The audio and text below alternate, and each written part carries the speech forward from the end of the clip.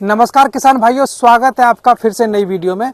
आज मैं आया हूं मक्का के खेत में और आप देख रहे हैं कि मक्का में कई तरह के रोग आपको दिखाई दे रहे होंगे। और मक्का के रोगों के संबंध में जो इसमें स्टेम बोरर होता है, पिंक बोरर होता है, एफिड कीट्स होते हैं, कई बीमारियों के संबंध में पहले बहुत सी वीडियो बना चुका हूं। आप चाहें तो उन वीडियो को भी देख सकते हैं, मेरी वीडियोज की लिस्ट में आपको उनका दिखाई दे जाएगा लिंक। और फिलहाल यहाँ पर मैं आज मक्का के जो खेत में मैं आया हुआ हूँ, तो यहाँ पे आप देख रहे हैं किस तरह से जो इसकी किनारी हैं वो किनारे किस तरह से देखिएगा सफ़ेद सफ़ेद होने शुरू हो गए हैं। तो आप चारों तरफ देखेंगे कि पूरी फसल में इसी तरह के वाइट ये किनारी इसकी हो गई हैं।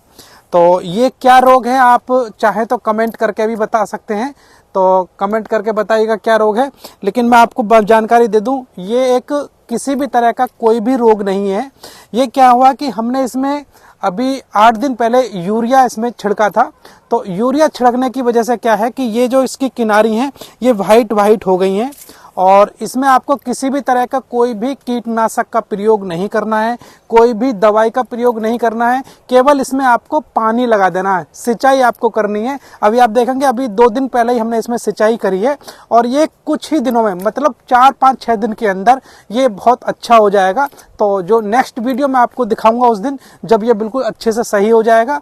तो फिलहाल एक जानकारी मैं आपको दूं कि जो मक्का के खेत में हमारे में खरपतवार लग जाते हैं, खरपतवार का नियंत्रण हम कैसे कर सकते हैं, आज मैं आपको ये भी जानकारी इसी वीडियो में दूंगा। बेसिकली मक्का की फसल में कई तरह के खरपतवार लगने शुरू हो जाते हैं। यदि हम खरपतवारों की बात करें तो इसमें साठी है, चौलाई है, जंगली जूट है, दूधी है, हुलहुल है, मकरा आदि मक्का की फसल में लगने वाले ये खरपतवार होते हैं। और इन खरपतवारों को हम निराई गुड़ाई करके आसानी से इनको हटा सकते हैं। यदि हम खरपतवार नाशक जो खरपतवार नाशी का हम प्रयोग करना चाहें तो इसके लिए हम बायर लॉडिस टेम्बोट्रेयन 42% SC 150 ml प्रति एकड़ की दर से अपनी मक्का की फसल में आप छिड़काव कर सकते हैं। और ये जो खरपतवार नाशक है इतना अच्छा है कि मक्का की फसल के सभी तरह के खरपतवारों को यह नियंत्रित करता है। और खरपतवार के बारे में आपको जानकारी दूं, यदि अपनी फसल में आप खरपतवार नियंत्रण का प्रयोग कर रहे हैं तो मक्का की जो फसल है वो लगभग 30 दिन से पहले ही आपको इसका इस्तेमाल करना चाहिए। और क्योंकि क्या है कि इस टाइम पर खरपतवार छोटे होते हैं और जो खरपतवार लगभग 2 पत्तियों के होने शुरू हो जाएं तभी आपको खरपतवार नाशक का प्रयोग करना चाहिए। यदि इसके बाद आप इनका प्रयोग करते हैं तो वो आपका अच्छे से उनका असर नहीं आएगा। और हम इसे बात करें कि ये जो खरपतवार है कितने दिन तक हमारी फसल पर इसका असर रहता है, तो इसका लगभग 25 से 30 दिन तक हमारी फसल पर इसका असर रहता है। इस तरह से किसान भाई इस खरपतवार नाशी का प्रयोग करके आप मक्का की फसल को खरपतवार से नियंत्रित कर सकते हैं। और इसको नियंत्रित करने के लिए आपको निराई गुड़ाई और गहरी जुताई करना भी बहुत ज्यादा जरूरी होता है। आप बुआई से पहले अच्छी तरह से जुताई करिएगा, खेत को अच्छे से साफ करिएगा और खेत पे जो मेंढे होती है मेंढों को भी अच्छी तरह से आपको साफ करना चाहिए। और फसल में जो खरपतवारों को नियंत्रित करने के लिए समय समय पर आपको निराई गुड़ाई भी करते रहने चाहिए।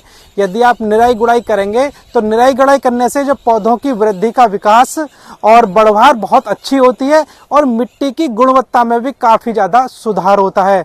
तो इस तरह से आप अपनी फसल में निराई गुड़ाई करके अपनी मक्का की पैदावार को बढ़ा सकते हैं।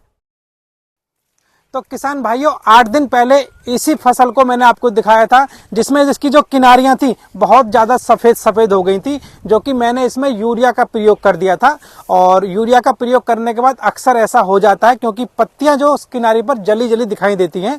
और इसमें 8 दिन पहले अच्छे से पानी इसमें लगा दिया, सिंचाई इसमें कर दी थी। और सिंचाई करने के बाद अब आप देख रहे हैं पूरी फसल में, आप कहीं पर नज़र मार के देखिएगा, अब आपको कहीं पर भी वो किनारी पर सफ़ेद आपको नहीं दिखाई दे रहा होगा। जो किनारी जली हुई महसूस हो रही थी वो काफी ज्यादा अच्छी हो चुकी हैं।